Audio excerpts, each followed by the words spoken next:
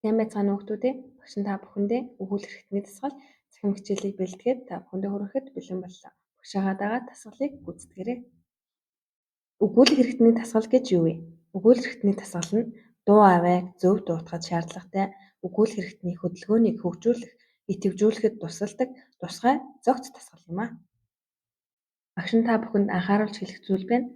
Эцэг эх та бүхэн хүүхдээрээ өгүүлбэр хэрэгтний дасгалыг хийлгэхдээ хүүхдтэйгээ хамт толны өмнө сууж хүүхдэд дагуулan дуурайлан дасгалыг хийлгээрэй.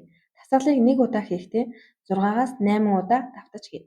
Жич амны цаас хүүхдэд бэлтгэж өгөөрэй. Дасгал 1. Хашаа. Уруулыг инээмсэглэсэн байдалтай шүдээ хөнгөн зүүн.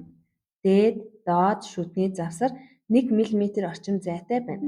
Уруулын завсраар шүд харагдана. Дасгал 2. Шүдээ хөнгөн зууж дээд, доод уруулыг урагш цорвойно. Энэ байдалтай 6-аас 8 хүртэл тоонд барин шүү хүүхдүүд ээ. Дасгал 3. Мөөг.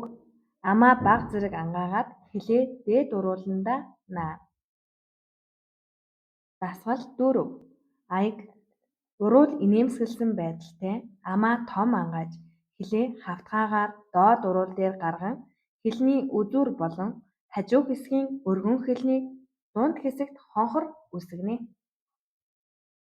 Дасгал 5. Бэн. Уруулаа инээмсэглэсэн байдалтай бага зэрэг ангааж доод уруулын дээд хэсэгт хилийг хүргэнэ.